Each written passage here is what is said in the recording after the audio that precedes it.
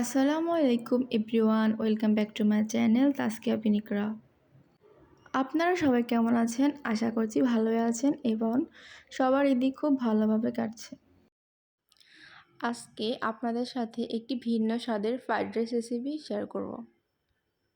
Restaurant স্টাইলে fried rice আমরা ছোট বড় সবাই পছন্দ করি, তাই এটি কীভাবে ঘরে তৈরি করতে পারবেন খুব সহজে স্বল্প উপকরণ দিয়ে, তাই দেখাবো আজকে আপনাদের।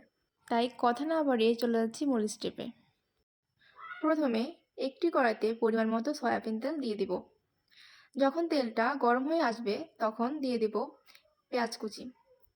পেঁয়াজটাকে খুব লালচে ভাব করতে হবে না, সামান্য একটু ভাজলেই হবে। মনে রাখবেন, রেস্টুরেন্ট স্টাইলে সব ধরনের খাবার কিন্তু হাই হিটে রান্না করতে হয়। দেন পেঁয়াজটা যখন একটু নরম হয়ে আসবে, দেন এখানে আমি কয়েকটা বরবটি ছোট ছোট স্লাইস করে কেটে নিয়েছি। এখন পেঁয়াজের সাথে খুব ভালোভাবে মিক্স করে দেব। এখন দিব কয়েকটা চিংড়ি মাছ। চিংড়ি মাছগুলোকে খুব ভালোভাবে লালচে লালচে ভাব করে ভাজতে হবে।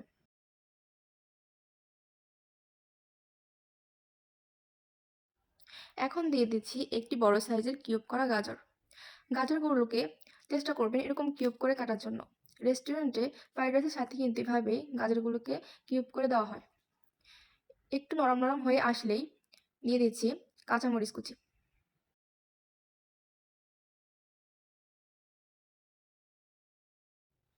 আবারও খুব ভালোভাবে ভেজিটেবলসের সাথে মিক্স করে নেব।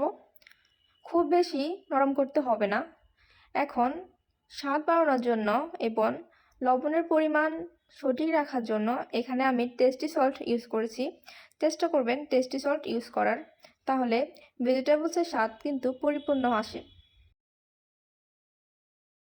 এখন দিয়ে দিচ্ছি 2টা বড় সাইজের টমেটো কুচি। দেন আবারও খুব ভালোভাবে মিক্স করতে হবে। আমি আবারও বলছি, এগুলো কিন্তু হাই হিটে রান্না করতে হবে যেন কোনোভাবে নরম হয়ে না আসে। এ পর্যায়ে আমরা দিয়ে দিব 1 টেবিল চামচ ভরাট করে কালো গোলমরিচের গুঁড়ো। দেন খুব ভালোভাবে মিক্স করে নিচ্ছি। রেস্টুরেন্টে ফ্রাইড রাইসের সাথে যে ভেজিটেবলসগুলো দেওয়া হয় সেগুলো খুব বেশি নরমও হওয়া যাবে না, খুব বেশি শক্ত হওয়া যাবে না। লবণের পরিমাণ একটু কম মনে হয়েছে আমার কাছে, তাই আবারও একটু লবণ অ্যাড করে দিলাম। দিয়ে খুব ভালোভাবে মিক্স করে নিব। এ পর্যায়ে আমি আগে কয়েক টুকরো চিকেনকে ভেজে রেখে দিয়েছি। এখন ছোট ছোট পিস করে ভেজিটেবলসের সাথে দিয়ে দিচ্ছি। এখন খুব ভালোভাবে মিক্স করতে হবে। আমি ভিডিওর শুরুতে আপনাদের বলেছিলাম আমার আজকের ফ্রাইড রাইসটা হবে ভিন্ন স্বাদের, তাই একটি ভিন্ন স্বাদ আনার জন্য আমি এখানে স্বাদে ভরা ম্যাগি মশলা ইউজ করছি। এর কারণে ফ্রাইড রাইসের টেস্টটা খুবই ডিফারেন্ট হবে।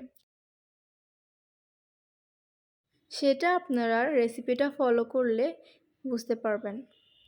দেন ভেজিটেবলসগুলোকে একটু সাইড করে আমি এখানে 2টা বড় সাইজের ডিম দিব। ডিমগুলোকে প্রথমে ভাঙতে যাবেন না, সামান্য একটু তেলের মধ্যে রাখবেন যেন নিচটা একটু শক্ত হয়ে আসে। দেন খুবই আলতো হাতে নেড়েচেড়ে স্ক্রাম্বল করে নেবেন। ডিমগুলো যখন একটু ঝুরি ঝুরি ভাব হয়ে আসবে তখন ভেজিটেবলসের সাথে ডিম দুটোকে খুব ভালোভাবে মিক্স করতে হবে। ফ্রাইড রাইসে যে রাইসটা ইউজ করব তা আমি এখানে আগেই রান্না করে রেখেছি। রাইসটা এমনভাবে রান্না করবেন যেন খুব বেশি নরমও না হয় এবং শক্ত না হয়, এবং মাড় গালতে যাবেন না। একটি ছাঁকনির সাহায্যে ভাতগুলো ছেঁকে নেবেন। এখানে আমি পোলাও চাল ইউজ করেছি, আপনারা চাইলে ভাতের চাল দিয়েও ফ্রাইড রাইস রান্না করতে পারেন। এখন ভেজিটেবলসের সাথে রাইস খুব ভালোভাবে মিক্স করতে হবে যেন প্রতিটা রাইসের ফাঁকে ভেজিটেবলস প্রবেশ করতে পারে। রাইসগুলোকে আমার মিক্স করা শেষ। এখন এই পর্যায়ে আমি 2 টেবিল চামচ পরিমাণ সয়া সস এখানে ইউজ করছি। সয়া সস যদি আপনি না ইউজ করেন তাহলে ফ্রাইড রাইসের কোনো স্বাদই আপনি পাবেন না। অবশ্যই চেষ্টা করবেন সয়া সস ইউজ করার জন্য।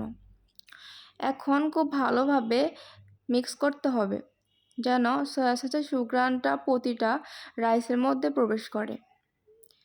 এখন আবারও কিছুটা লবণ আমি এখানে অ্যাড করছি। আপনারা দেখতেই পাচ্ছেন সয়া সস দেওয়ার কারণে আমার ফ্রাইড রাইসের লুকটাই চেঞ্জ হয়ে গেছে। কালারটা কত সুন্দর আসছে দেখুন, পুরাই রেস্টুরেন্ট স্টাইলের ফ্রাইড রাইসের কালারটা যেমন আসে ঠিক তেমনই। আজকের রেসিপিটা আপনাদের কেমন লাগলো কমেন্ট করে জানাবেন। যদি ভালো লেগে থাকে অবশ্যই আমার চ্যানেলটি সাবস্ক্রাইব করবেন এমন নতুন নতুন ভিডিও পাওয়ার জন্য। সবাই ভালো থাকবেন। আসসালামু আলাইকুম।